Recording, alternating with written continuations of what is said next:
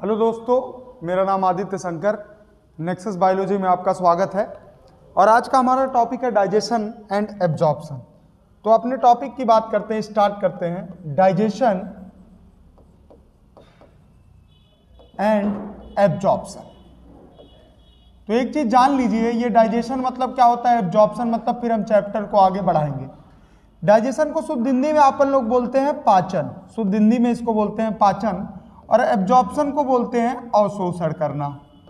अब इसका मतलब जान लो कि पाचन मतलब होता है सिंपल, अवशोषण करना। पाचन मतलब शुद्ध हिंदी होता है कि किसी चीज को तोड़ना, उसका टुकड़ा कर देना। क्या कर देना? टुकड़ा। और एब्जॉर्ब मतलब सबको पता है कि उसको अवशोषित कर लेना, अपने अंदर समा लेना। जैसे हमने खाना खाया तो खाना को पहले हमने तोड़ा, तोड़ने के बाद उसको अपन लोग ब्लड में पहुंचाएंगे। अब ब्लड में पहुंचाना ही क्या कहलाता है? एब्जॉर्ब करवाना। क्या करवाना? एब्जॉर्प्शन करवाना। सर एक बात जान लीजिएगा, ध्यान से सुनिएगा मेरी बात, एक बहुत क्लियर कट। हमने क्या बोला कि ये जो डाइजेशन पाचन होता है, पाचन मतलब पचाना, तोड़ के और उसको फिर ब्लड तक पहुंचाना। किसको? भोजन को। किसकी मदद से? एब्जॉर्प्शन की मदद से। आपके दिमाग में आता होगा सर एब्जॉर्प्शन और एडजॉर्प्शन में क्या डिफरेंस होता है?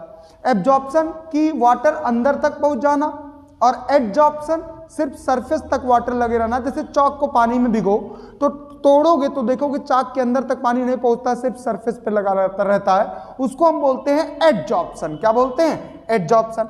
अब सर हमारे दिमाग में क्वेश्चन आता है कि किसका आखिर एब्जॉर्प्शन और किसका डाइजेशन हो रहा है।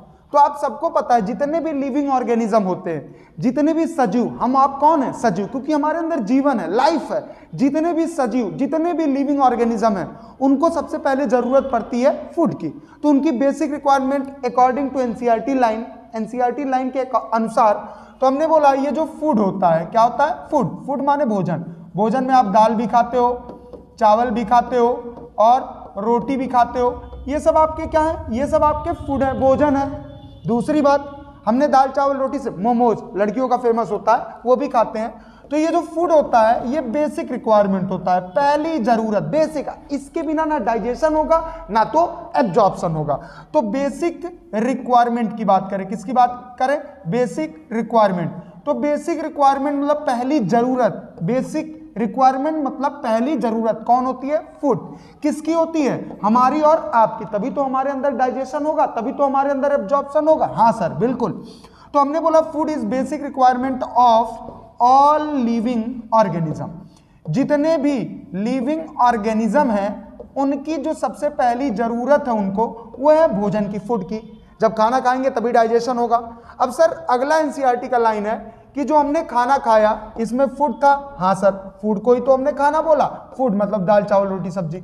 अब इस फूड में कुछ चीजें ज्यादा मात्रा में पाई जाती हैं और कुछ चीजें कम मात्रा में। जो ज्यादा मात्रा में पाई जाती है उनको अपन लोग बोलते हैं मेजर कंपोनेंट, उनको अपन लोग बोलते हैं मेजर कंपोनेंट। और जो कम मात्रा में पाई जाती हैं उनको अपन लोग बोलते हैं माइनर कंपोनेंट। कम मात्रा वाले को क्या बोलते हैं? Minor component. आपके एनसीईआरटी में लिखा है कि जो चीजें कम पाई जाती हैं उनको एनसीईआरटी ने लिख दिया स्मॉल क्वांटिटीज वाले। क्या लिख दिया? स्मॉल क्वांटिटीज वाले बंदों की बात कर रहा है। तो ज्यादा मात्रा में, मेजर माने ज्यादा, मेजर माने ज्यादा, ज्यादा मात्रा में पाया जाता है कार्बोहाइड्रेट। किसमें? हमारे भोजन में सबसे ज्यादा मात्रा में पाया जाता है कार्बोहाइड्रेट। फिर पाया जाता है प्रोटीन और उसके बाद पाया जाता है आपका फैट और लिपिड। उसके बाद पाया जाता है फैट और लिपिड पाया जाता है। और कुछ मात्रा में आपके फाइबर भी पाए जाते हैं। हाँ सर, बिल्कुल, फाइबर भी पाए जाते हैं। हमने बोला खाना खाया, खाना में ज्यादा मात्रा में आपका होता है कार्बोहाइड्रेट, प्रोटीन, फैट, लिपिड और आपका होता है फाइबर। सर अब आप बात करें कि कम मात्रा में क्या क्या पाया जाता है? कम मात्रा में पाया जाता है विटामिन पाया जाता है और कुछ खनिज पदार्थ पाए जाते हैं जिनको अपन लोग बोलते हैं मिनरल्स। क्या बोलते हैं? मिनरल्स। सर एक बात बताइए, जितने भी सजीव लोग हैं, हम और आप हैं, उनकी पहली जरूरत क्या है? फूड। तो सर हमने जब खाना खाया, खाना में क्या क्या पाया जाता है? खाना में कुछ चीजें ज्यादा मात्रा में पाई जाती हैं जैसे कार्बोहाइड्रेट, प्रोटीन, फैट या लिपिड, फाइबर पाया जाता है। कम मात्रा में विटामिन और मिनरल। सर ये सब कुछ हमने खा लिया। अब इसके खाने के बाद हमें क्या मिलेगा? सर इन सबको खाने के बाद हमको मिलता है एनर्जी। ये सब कुछ हमने खा लिया, क्या कर लिया, ये सब कुछ हमने खा लिया। अब ये जब सब कुछ हमने खाया तो इसको खाने से अपन लोग को क्या मिला था, एनर्जी। क्या मिला था, एनर्जी और कुछ ऑर्गेनिक मटेरियल मिले थे। सर ये जो एनर्जी मिला क्या कहीं इसका इस्तेमाल करेंगे, बिल्कुल सही, हाँ इसका इस्तेमाल करेंगे दो जगह पे। कहां कहां इस्तेमाल करेंगे, दो। पहला तो अपने बॉडी के ग्रोथ में, किसमें, बॉडी के ग्रोथ, मतलब शरीर की वृद्धि करवाने में एनर्जी रहेगी तभी तो शरीर का वृद्धि होगा, विकास होगा। जब एनर्जी ही नहीं रहेगी हमारे शरीर में तो हमारे शरीर का ग्रोथ नहीं होगा, विकास नहीं होगा। दूसरा, जो हमारे टिश्यू बुजुर्ग होने लगते हैं, मरने लगते हैं, बीमार पड़ने लगते हैं, जो डीजनरेट होने लगते हैं, उनको दोबारा से हम रीजनरेट और उनको बनाने लगते हैं कि भैया सही सलामत तुम रहो, तो उसको हम क्या बोलते हैं, टिश्यू को हम रिपेयर करने लगते हैं, मतलब रीजनरेट, दोबारा से जनरेट, दोबारा से बनाते हैं। तो टिश्यू रिपेयरिंग में भी काम करते हैं, इस एनर्जी का इस्तेमाल करते हैं। हाँ सर बिल्कुल, खाना खाया, खाना में जो कुछ मिला उससे हमें एनर्जी मिला, एनर्जी का इस्तेमाल हमने बॉडी के ग्रोथ और टिश्यू के रिपेयरिंग में किया। इतनी बात आपको समझ में आ गई। एनसीईआरटी लाइन बाय लाइन चल रहा, आगे सुनना। आगे हमने बोला कि क्या खाना के साथ साथ, फूड के साथ साथ और भी कोई अपना कार्य करता है। हाँ सर, अपना कार्य करता है वाटर। कौन करता है, वाटर करता है। सर अगर वाटर की बात करें, इसको अपन लोग बोलते हैं H2O। क्या बोलते हैं, H2O बोलते हैं। वाटर की बात करें तो वाटर जो होता है इंपॉर्टेंट रोल प्ले करता है, बहुत महत्वपूर्ण कार्य करता है, इंपॉर्टेंट रोल प्ले करता है। इंपॉर्टेंट रोल प्ले किसमें रोल प्ले करता है, इन मेटाबॉलिक प्रोसेस। जो भी हमारे शरीर के अंदर केमिकल रिएक्शन होता है, केमिकल रिएक्शन मतलब H2O आया तो दो लोग आपस से अलग हो जाएंगे, इसको बोलते हैं कैटाबॉलिक रिएक्शन। और वाटर निकला, दो लोग आपस में जुड़ जाएंगे, इसको बोलते हैं एनाबॉलिक रिएक्शन। तो ये दो प्रकार के रिएक्शन जो होते हैं वो बच्चे हैं, किसके बच्चे हैं, मेटाबॉलिक रिएक्शन। तो हमारे शरीर में जो मेटाबॉलिक प्रोसेस या रिएक्शन होता है उसमें बहुत महत्वपूर्ण रोल प्ले करता है कौन, वाटर। जैसे इसमें क्या होता है, तोड़ते हैं हम और फिर क्या करते हैं, जोड़ते हैं हम, इसी को बोलते हैं बाबू मेटाबॉलिक प्रोसेस। तो इंपॉर्टेंट महत्वपूर्ण कार्य कौन करता है, वाटर। किसमें करता है, मेटाबॉलिक प्रोसेस में करता है। दूसरा काम करता है कि ये प्रिवेंट करता है, सुरक्षा देता है। जितना ज्यादा पानी पियोगे उतना कम आपको डिहाइड्रेशन होगा। डिहाइड्रेशन मतलब क्या, पानी का कमी होना ही कहलाता है डिहाइड्रेशन। तो भैया दबा के पानी पियो तो आपको डिहाइड्रेशन, पानी की कमी नहीं होगी। तो प्रिवेंट किससे करता है बेटा, फ्रॉम डिहाइड्रेशन, मतलब पानी की कमी होने से हमारे शरीर को बचाता है। पानी की पूर्ति कब होगी, जब आप पानी पियोगे, और जब पानी पियोगे तो आपको डिहाइड्रेशन नहीं होगा। इतनी बात समझ में आई। हाँ सर। सर आगे बढ़ते हैं। ये जो कुछ हमने खाया, जो कुछ हमने खाया कि एनर्जी मिला, आखिर कैसे क्या हुआ होगा तब जाके अपन लोग को एनर्जी मिला। तो ध्यान से सुनना, क्या किया होगा तब जाके अपन लोग को एनर्जी मिला। सुनना, पहली बात हमने खाना खाया, फूड लिया, भोजन लिया, दाल चावल रोटी सब्जी सब कुछ खाया। हाँ, अभी रोटी की जो साइज थी कुछ ऐसी थी, रोटी की जो साइज थी कुछ ऐसी थी। अब रोटी खाया जब बड़ी थी, मतलब कॉम्प्लेक्स थी। कैसी थी, कॉम्प्लेक्स, जटिल थी। कैसी थी, जटिल। अब रोटी थी जटिल को हम बोल सकते हैं कॉम्प्लेक्स फूड। क्या बोल सकते हैं, कॉम्प्लेक्स फूड बोल सकते हैं। और आपके लैंग्वेज में, आपके एनसीईआरटी में जो लिखा है बायो मैक्रो मॉलिक्यूल, क्या बोल सकते हैं, बायो मैक्रो मॉलिक्यूल बोल सकते हैं। बायो मैक्रो, एक चीज नोट कर लेना आप कहीं भी, यहां नोट कर लो, मैक्रो मतलब होता है लार्ज, बड़ा, और माइक्रो मतलब होता है, माइक्रो मतलब होता है स्मॉल, मतलब छोटा, साइज में छोटा, स्मॉल। इतनी बात समझ में आ गई। हाँ सर। सर कॉम्प्लेक्स फूड था, पूरी रोटी अभी पूरी की पूरी खड़ी थी, अब इसको हमने बदल दिया, क्या कर दिया, कन्वर्ट। क्या कर दिया, कन्वर्ट कर दिया। कन्वर्ट कैसे किया, इसको हमने तोड़ा, ब्रेक किया। जब ब्रेक किया, तोड़ा, तो ये जो कॉम्प्लेक्स फूड था वो सरल फूड में हो गया, मतलब सरल भोजन में हो गया, जिसको अपन ने बोला सिंपल फूड। क्या बोल दिया बाबू, सिंपल फूड बोल दिया, जिसको आपके एनसीईआरटी ने लिखा है बायो माइक्रो मॉलिक्यूल में। किसमें बदल दिया, बायो माइक्रो मॉलिक्यूल। यहां अपन ने लिखा है मैक्रो, मैक्रो मीन्स होता है लार्ज, लार्ज से उसको तोड़ के बदल दिया किसमें, माइक्रो, माने कि छोटे में। अब जब रोटी था उसको कूचा, टुकड़े टुकड़े हो गए, रोटी के क्या हो गए, टुकड़े टुकड़े हो गए, तो ये सिंपल में हो गया। अब ये बहुत आसान तरीके से क्या हो जाएगा, एब्जॉर्ब, इसका क्या हो जाएगा, एब्जॉर्प्शन। क्या हो जाएगा, एब्जॉर्प्शन। और आपके एनसीईआरटी में लिखा है, यही कहलाता है आपका डाइजेशन। क्या कहलाता है, डाइजेशन कहलाता है। अब सर हमने बोला कॉम्प्लेक्स फूड बायो मैक्रोमॉलिक्यूल को बदला तोड़ के किस में, सिंपल फूड बायो माइक्रोमॉलिक्यूल में, जो कि एब्जॉर्ब हो गया, उसका एब्जॉर्प्शन हो गया, कहलाने लगा डाइजेशन। अब सर एक बात आपसे बता दें, डाइजेशन के होते हैं दो मेथड। कितने मेथड होते हैं, दो। एक होता है मैकेनिकल, एक मेथड होता है आपका मैकेनिकल मेथड होता है, और दूसरा, कितने मेथड होते हैं, दो मेथड होते हैं, और दूसरा होता है आपका केमिकल मेथड। कौन सा मेथड होता है, केमिकल मेथड होता है। अब सर एक चीज जान लेना, मशीनरी वाला किसी चीज को तोड़ने का जो काम करता है उसको बोलते हैं मैकेनिकल, और किसी चीज में तोड़े हुए में कोई केमिकल मिला दो तो वो कहलाता है केमिकल मेथड।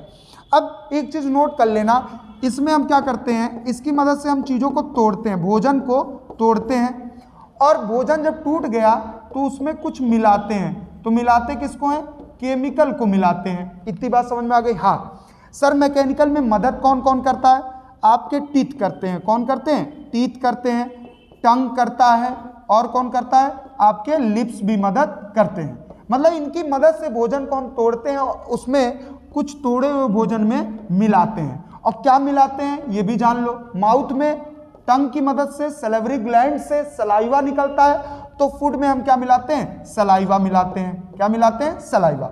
और स्टमक से HCl, तो HCl भी मिला देते हैं। और आपके इंटेस्टाइन में सारे के सारे आते हैं जूस, जैसे आपका आ गया बाइल जूस, उसको भी मिला देते हैं। और आपका आ गया पेनक्रियाटिक जूस, उसको भी मिला देते हैं। और आपका आ गया इंटेस्टाइनल जूस, उसको भी मिला देते हैं। तो हमने बोला कि इन सब की मदद से हम भोजन को तोड़ते हैं, और इन्हीं सब की मदद से इन सब को, केमिकल्स को भोजन में हम मिलाते हैं। तो कितने मेथड हो गए आपके डाइजेशन के, दो, मैकेनिकल और केमिकल मेथड। एकदम एनसीईआरटी की लाइन चल रही है।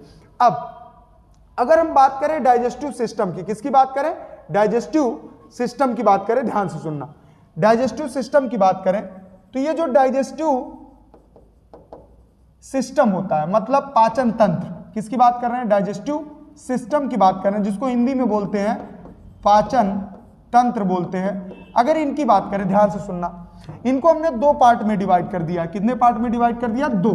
एक तरफ हमने रख दिया एलिमेंट्री कैनाल, एक तरफ हमने रख दिया एलिमेंट्री कैनाल रख दिया, और दूसरी तरफ एलिमेंट्री कैनाल मतलब होता है आहार नली।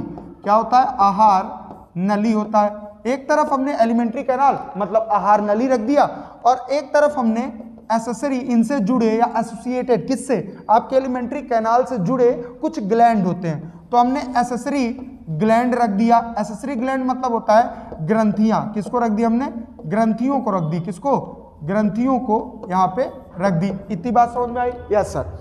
सर एलिमेंट्री कैनाल और आपका एसेसरी ग्लैंड जिसमें ग्रंथियां, इन सबको मिला दो तो बनता है डाइजेस्टिव सिस्टम।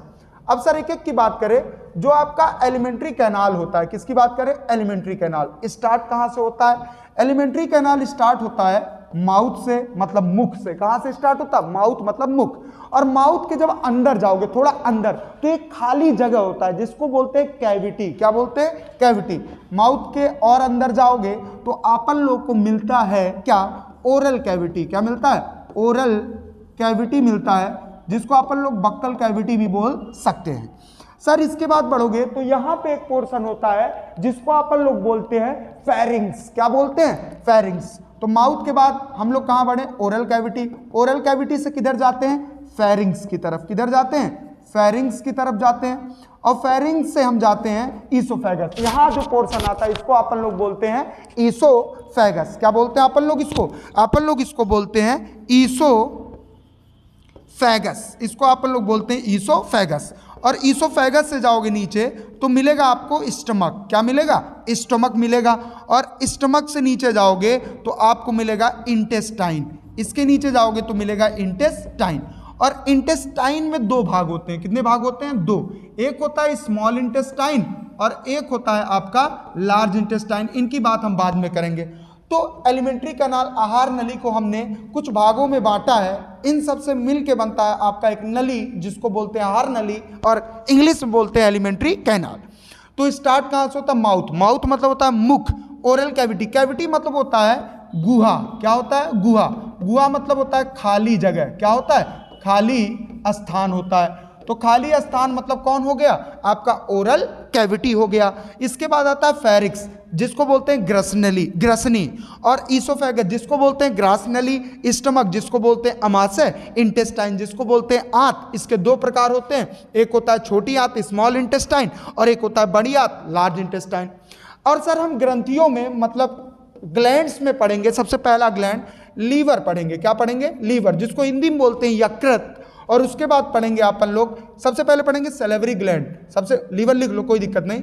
सैलिवरी ग्लैंड पढ़ेंगे, फिर पढ़ेंगे लीवर पढ़ेंगे, सैलिवरी ग्लैंड, उसके बाद पढ़ेंगे आपका पेनक्रियास। क्या पढ़ेंगे? पेनक्रियास। तो इतनी बात आपको समझ में आ गई।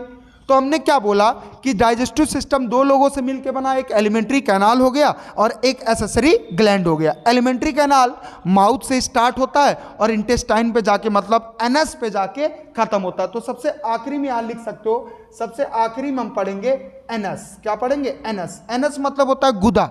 तो माउथ की शुरुआत अपने आहार नली, एलिमेंट्री कैनाल की शुरुआत कहां से होती है? माउथ से होती है, और एंडिंग कहां होती है? एनस। और इनमें कई ग्रंथियां पाई जाती है, जैसे सबसे पहला ग्रंथि होता है सैलिवरी ग्लैंड, उसके बाद होता है लीवर, और उसके बाद होता है आपका पेनक्रियास। तो ये सारी बातें हम एक एक करके एक एक के बारे में करेंगे। तो सबसे पहले हम बात करते हैं एलिमेंट्री कैनाल की। किसकी बात करते हैं? Alimentary canal. तो आओ भैया, सबसे पहले बात करें हम एलिमेंट्री कैनाल। सबसे पहले किसकी बात करेंगे? एलिमेंट्री कैनाल की बात करेंगे, मतलब आहार नली की बात करेंगे। तो सुनना मेरी बात, ये जो आहार नली होती है, अगर इसकी बात करें, आहार नली की बात करें तो ध्यान से सुनना। आहार नली में जो पहला एंटीरियर ओपनिंग होता है, क्या होता है? एंटीरियर ओपनिंग, मतलब शुरुआत, सबसे ऊपर वाली, सबसे आगे वाली जो ओपनिंग होती है, इसमें हम दो चीज लिख सकते हैं, आगे या ऊपर। ऊपर वाली जो ओपनिंग होती है उसको बोलते हैं माउथ। क्या बोलते हैं? माउथ। देखो कैसे, ऊपर है माउथ है, ऊपर है माउथ है और आगे है, ये हो गया आपका एंटीरियर। अगला होता है पोस्टीरियर। पोस्टीरियर मतलब होता है पोस्टीरियर ओपनिंग। पोस्टीरियर ओपनिंग की बात करें तो इसका मतलब होता है नीचे या पीछे। कौन होता है? एनस होता है। कौन होता है? एनस होता है, मतलब नीचे की तरफ होता है, और पीछे की तरफ कौन होता है? एनस।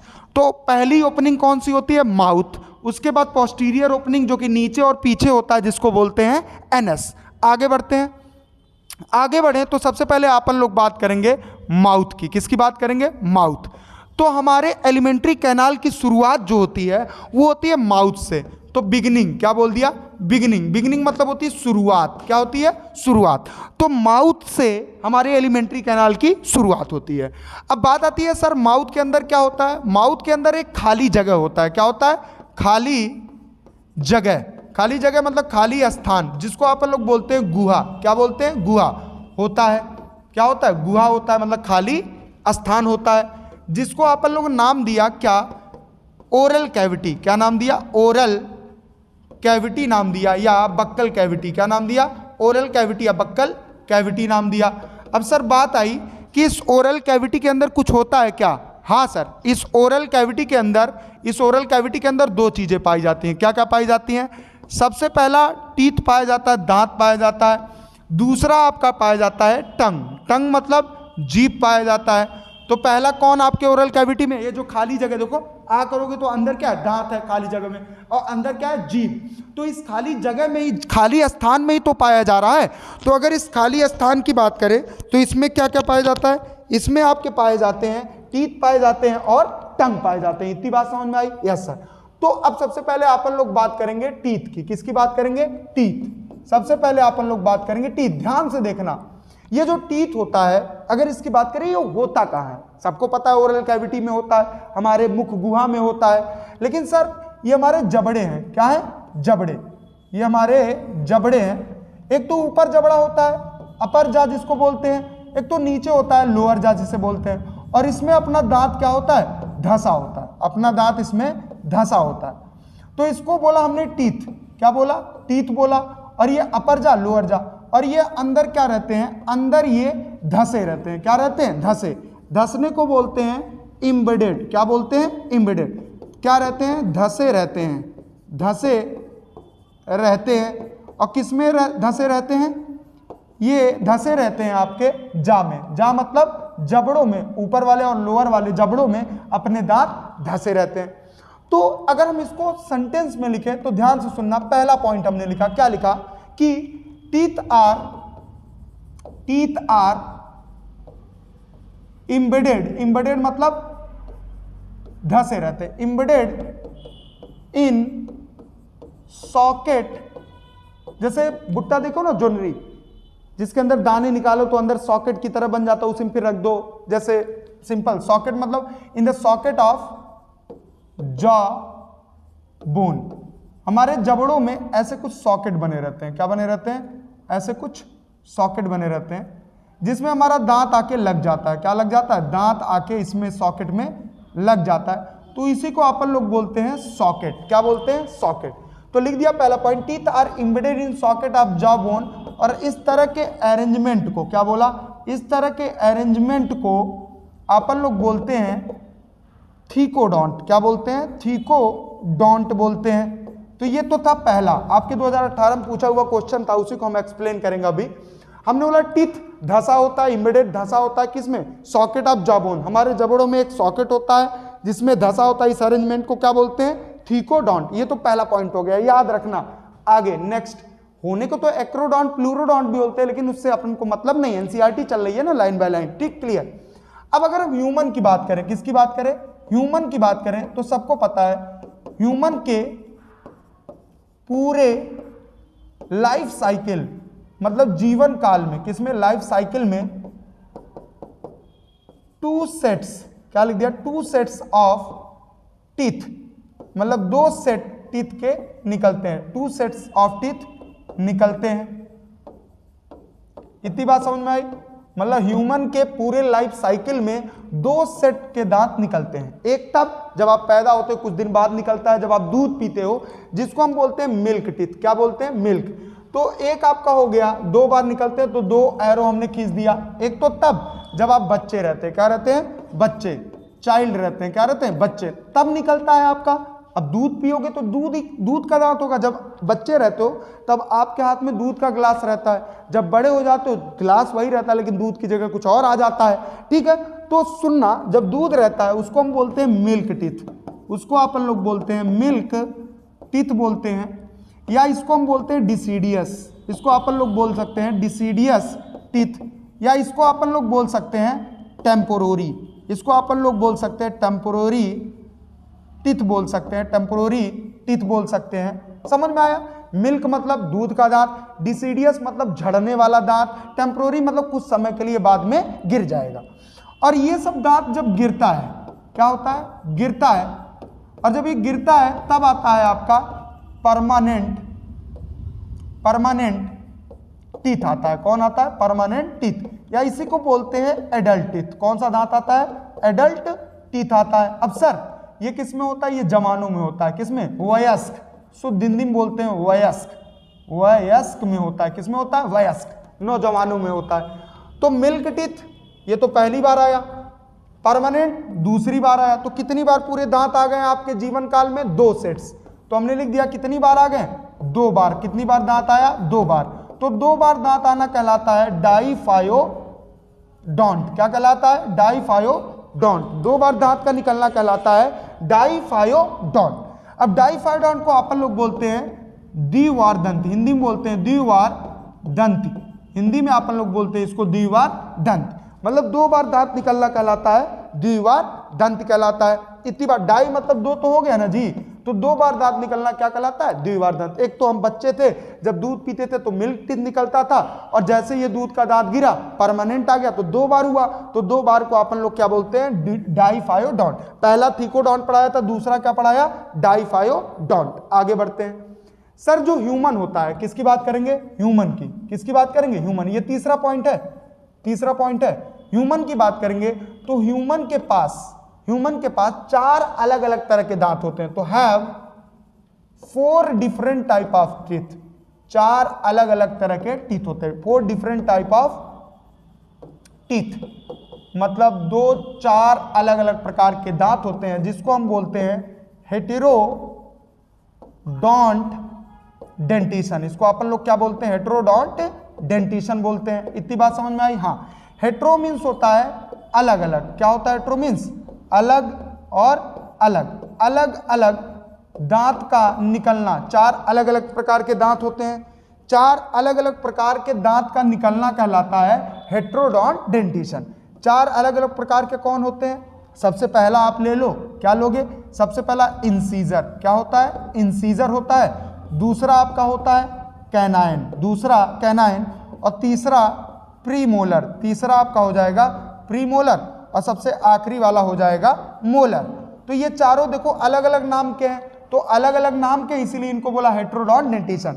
अगर फ्रंट वाले सारे दांत एक जैसे हों, मतलब होमोडोंट हो, होमो मतलब एक जैसे, तो उनको हम बोलेंगे होमोडोंट डेंटिशन।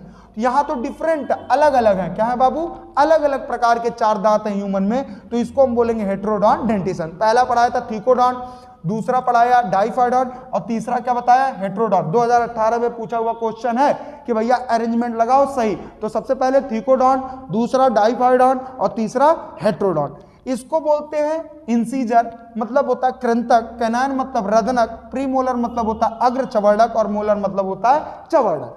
तो ये आपके पास 4 प्रकार के अलग अलग दांत होते हैं। इतनी बात तो समझ में आ गई। अब चलो देखते हैं टीथ का स्ट्रक्चर। क्या देखते हैं? टीथ का स्ट्रक्चर देखते हैं। टीथ का अपन लोग स्ट्रक्चर देखते हैं। हाँ सर, स्ट्रक्चर तो लिख दिया, स्ट्रक्चर ऑफ टीथ। टीथ का थोड़ा सा स्ट्रक्चर देखते हैं। इनामेल उनामेल दिया है, जान लो, बहुत नॉर्मल चीजें हैं। ठीक है, ये जैसे हमारा दांत है, इसके ऊपर ताज पहना हुआ है। ठीक है, ये आपका जॉ बोन है, जबड़ा है। क्या है? जॉ है। ठीक है, और ये ऊपर जो होता है इसको बोलते हैं इनामेल, इसको आप लोग बोलते हैं इनामेल। और इसके नीचे होता है डेंटाइन, इसके नीचे होता है डेंटाइन, और इसके नीचे होता है आपका पल्प कैविटी, इसके नीचे होता है पल्प कैविटी। और ये जॉ हो गया। और अगर हम बात करें नीचे का, तो सीमेंटम यहाँ लगा होता है, इतना डीप में जाने की जरूरत नहीं। हाँ, अब ऊपर ताज की तरह जो दिख रहा है इसको अपन लोग बोलते हैं क्राउन, इसको अपन लोग बोलते हैं क्राउन। और ये बीच वाला कहलाता है नेक, और सबसे नीचे वाला जो अंदर धंसा होता है इसको अपन लोग बोलते हैं रूट। इतनी बात समझ में आ गई? हाँ सर। सर सुनिएगा, जो स्ट्रक्चर ऑफ टीथ में सबसे पहले हम बात करेंगे इनामेल की। किसकी बात करेंगे? इनामेल, जो कि सबसे ऊपर है। इनामेल होता है सबसे हार्डेस्ट, हार्डेस्ट मतलब सबसे कठोर होता है। दूसरी बात, इसका कलर व्हाइट होता है। अब रजनीगंधा खा खा के उसको लाल कर लो, आपकी बात है, ठीक है, लेकिन कलर कैसा होता है? व्हाइट। और ये बनता किससे है? मतलब इसका सिक्रीशन कहां से होता है? तो भैया ये बनता है एमाइलोब्लास्ट से। किससे बनता है? एमाइलोब्लास्ट से बनता है। इतनी बात समझ में आ गई? हमने बोला स्ट्रक्चर में सबसे पहले हमने देखा इनामेल, सबसे ऊपर हमने देखा इनामेल, जो कि सबसे हार्डेस्ट होता है, कलर में व्हाइट होता है, जो दिखता है, चमकता है। और ये मिलता कहां से? इसका सिक्रीशन कहां से होता है? एमाइलोब्लास्ट। इसके बाद आपका आता है डेंटाइन। कौन आता है? डेंटाइन। अगर साहब हम डेंटाइन की बात करें तो ये पहली बात नॉन लिविंग होता है, निर्जीव होता है, मतलब ये इसके अंदर लाइफ नहीं होता, नॉन लिविंग होता है। और दूसरी बात करें, ये जो होता है इसका सिक्रीशन कहां से होता है? ये सिक्रीट कहां से होता है? इसका सिक्रीशन होता है ओडोंटोब्लास्ट से। कहां से होता है? ओडोंटोब्लास्ट से इसका सिक्रीशन होता है। इतनी बात समझ में आ गई? और सर ये जो पल्प कैविटी है, क्या है? पल्प कैविटी, ये बहुत ज्यादा सेंसिटिव होता है। क्या होता है? सेंसिटिव होता है। क्यों सेंसिटिव होता है? क्योंकि इसके अंदर पाए जाते हैं वेसल्स, ब्लड वेसल्स पाए जाते हैं और नर्व्स पाए जाते हैं। जब भी देखते होगे दांत सड़ जाता है, कैविटी बन जाता है, तो उसमें पानी लगता है। क्यों? क्योंकि वेसल्स पे जब भी टच होता है पानी, तो वहां पे झंझनाहट होती है, सेंसेशन होता है। तो किसके कारण होता है? पल्प कैविटी के कारण। तो हमने क्या बताया स्ट्रक्चर में? ये जो स्ट्रक्चर बना है किसका स्ट्रक्चर है? टीथ का। सबसे ऊपर क्राउन वाला कौन सा पार्ट है? इनामेल। कौन सा है? इनामेल। उसके नीचे डेंटाइन, और सबसे नीचे पल्प कैविटी। तो अगर बात करें क्राउन वाले को, इनामेल, बीच में जो है नेक, और सबसे अंदर जो धंसा हुआ रूट, जबड़ों में। आगे सर सबसे पहले इनामेल की बात की, जो कि सबसे हार्डेस्ट होता है, और कलर इसका व्हाइट होता है, और ये बनता है एमाइलोब्लास्ट से। और दूसरा है आपका डेंटाइन। डेंटाइन होता है नॉन लिविंग, ये भी हार्डेस्ट होता है बोन के बाद। ये कहां से बनता है? ओडोंटोब्लास्ट से बनता है। तीसरा आपका हो जाएगा पल्प कैविटी। ये बहुत ज़्यादा सेंसिटिव होता है, इसमें सेंसेशन होता है, झंझनाहट क्यों होता है? क्योंकि इसके पास वेसल्स होते हैं और नर्व्स होते हैं। दूसरी बात, इसका सिक्रीशन कहाँ से होता है, ये कहाँ से बनता है जान लो। इसका सिक्रीशन होता है बाबू, इसका भी सेम ओडोंटोब्लास्ट से। इसका भी सिक्रीशन किससे होता है? ओडोंटोब्लास्ट। इतनी बात समझ में आ गई? Yes sir. आगे बढ़े, कंटिन्यू करें। बिल्कुल। एक आपका डेंटल फार्मूला, अगर डेंटल फार्मूला की बात करें टीथ में, डेंटल फार्मूला, तो ध्यान से सुनना। डेंटल फार्मूला पहली बात चाइल्ड में बात करें, बच्चों में बात करें, ध्यान से सुनना। चाइल्ड में जैसे इंसीजर हमने बताया था, कैनाइन बताया था, प्रीमोलर बताया था और मोलर बताया था। तो ये अपर जा होता है और ये लोअर जा होता है। चलो लिख देते हैं। इंसीजर कितना होता है? 2, कैनाइन 1 और प्रीमोलर 0 और ये 2, और 2 बार इधर आधा आधा बटा रहता है, इधर एक बार, इधर ऊपर 2 बार, इधर एक बार, नीचे नीचे 2 बार, तो 2 से मल्टीप्लाई, दोनों ऊपर और नीचे दोनों तरफ 2 से मल्टीप्लाई कर दिया। आ जाओ, यहां भी 2 1 0 2 लिख दिया। अब सुनना, 2 1 3 2 5, 5 दूनी 10, इससे मल्टीप्लाई करेंगे इन सबको। इन सब को किससे मल्टीप्लाई करेंगे? 2 से। इन सब को किससे मल्टीप्लाई करेंगे? 2 से। कितने होंगे? 10 बाई 10। टोटल कितना हो गया? 20 टीथ। किसमें होता है? बच्चों में, चाइल्ड में। किसमें होता है? चाइल्ड में। आइए सर बड़ों में देख लेते हैं, एडल्ट में। किसकी बात करेंगे? एडल्ट में। सेम चीज है, एडल्ट में सेम चीज है, इंसीजर, कैनाइन, प्रीमोलर और मोलर। तो आ जाओ, अपर जा और लोअर जा, मतलब ऊपर वाले जबड़े और नीचे वाले जबड़े बात करें, इंटू 2, तो 21 23 21 23 मल्टीप्लाई दोनों इन सबको मिला के कर दो इससे, और इन सबको मिला के कर दो मल्टीप्लाई इनसे। तो 2 1 3 2 5 3 8, 8 दूनी 16, और इधर कर दो 2 1 3 2 5 3 8 दूनी 16, 16 16 हो गए 32। तो एडल्ट में कितने होते हैं? 32 दांत। एक बात बताओ, चाइल्ड की बात करें, बच्चों की बात करें, तो बच्चों में कौन सा टीथ एब्सेंट होता है? कौन सा टीथ एब्सेंट होता है? और एब्सेंट की बात करें तो आपको पता है प्रीमोलर। कौन होता है? प्रीमोलर। प्रीमोलर एब्सेंट होता है, 0 होता है। क्या होता है? 0। Premolar absent. इतनी बात समझ में आ गई? चलिए अब सर थोड़ी सी बात कर लेते हैं आपके टंग के बारे में, जीभ के बारे में। किसके बारे में? जीभ। एक चीज जान लेना, ये जो इनामेल होता है हार्डेस्ट होता है और मदद करता है कूचने में, मैस्टिकेशन में मदद करता है। कौन मदद करता है? आपका इनामेल। तो इनामेल मदद करता है मैस्टिकेशन में, ये बात सबको पता है। अब दूसरी बात करें टंग की। किसकी बात करेंगे? टंग की बात करेंगे। सुनना, ये जो टंग होता है इसको आप लोग हिंदी में बोलते हैं जीभ। क्या बोलते हैं? जीभ। बहुत कमाल की चीज होती है जीभ। आगे सर हमने टंग का एक संरचना बना दिया, साथ ही साथ संरचना बना दिया, ठीक। टंग के ऊपरी सतह को, ऊपरी सतह मतलब अपर लेयर को, ऊपरी सतह, ऊपरी सतह मतलब होता है अपर लेयर को, अपर लेयर मतलब ऊपरी सतह को अपन लोग बोलते हैं पैपिली। क्या बोलते हैं? पैपिली बोलते हैं, ठीक है। क्या बोलते हैं? पैपिली। स्पेलिंग देख लेना, ठीक है। पैपिली बोलते हैं। और इस पैपिली की बात करें, इसके पास होता है, ये बियर करता है, अपने पास रखता है, क्या रखता है? Taste buds. क्या रखता है? टेस्ट बर्ड्स रखता है।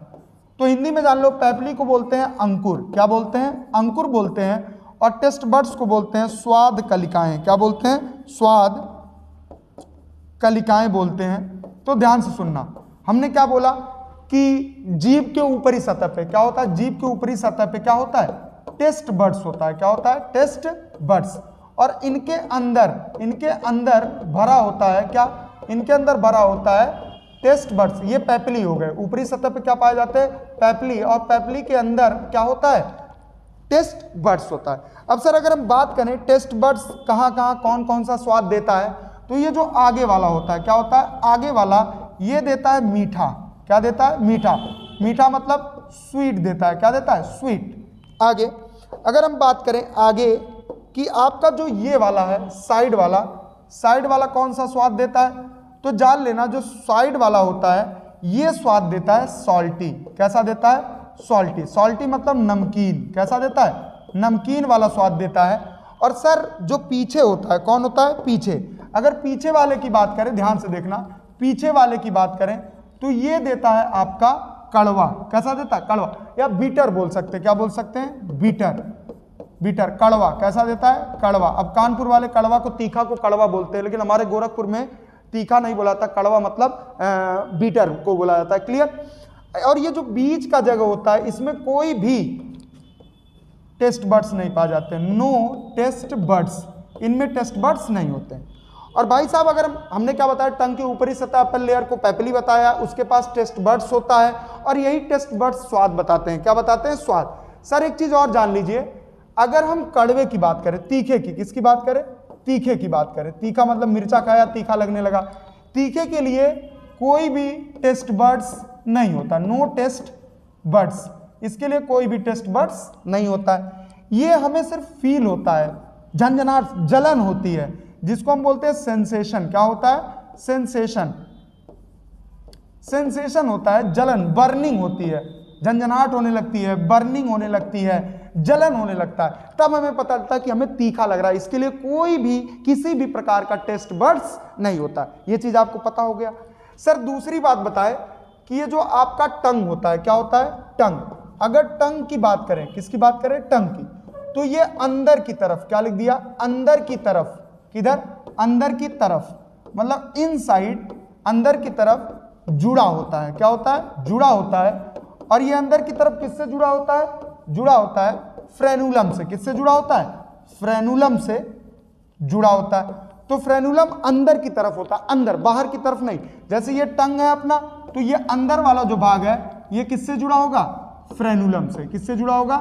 फ्रेनुलम से जुड़ा होगा। ये एनसीईआरटी चल रहा है भाई साहब, आपके एनसीईआरटी में पैलेट वैलेट के बारे में नहीं दिया है। ऊपर वाला पैलेट होता है, जैसे हमारा ये जबड़ा होता है, मान लो ये जबड़ा है, क्लियर? ये जबड़ा है और ये अंदर जीभ है, ठीक है, लपलपा रहा है। ये जो होता है आगे ऐसे, ये ऊपर वाला भाग जो होता है इसको अपन लोग बोलते हैं पैलेट। क्या बोलते हैं? पैलेट बोलते हैं। ये आगे वाला होता है हार्ड पैलेट। क्या होता है? हार्ड पैलेट होता है। और ये पीछे वाला पतला होता है जिसको हम बोलते हैं सॉफ्ट पैलेट। क्या बोलते हैं? Soft palate. और यहीं पे एक स्ट्रक्चर लटका हुआ होता है जो होता है यूवुला। क्या होता है? यूवुला होता है। क्लियर? ये ऊपर चला जाता है और लटका रहता है, ऐसे झूलता रहता है, ठीक है। तो ये सब चीजें आपके एनसीईआरटी में दी है, जितनी दी है उतनी बातें हम आपके सामने रख दिए हैं। इतनी बात आपको समझ में आई? बाकी अब ओरल कैविटी खत्म हो गया, मतलब मुख गुहा खत्म हो गया। उसके आगे की बात अगले लेक्चर में, जो कि आपको आज ही मिल जाएगा, उसमें करेंगे। Thank you. और प्लीज सब्सक्राइब माय चैनल, और भी चीजें आपको मिलेंगे अच्छी अच्छी।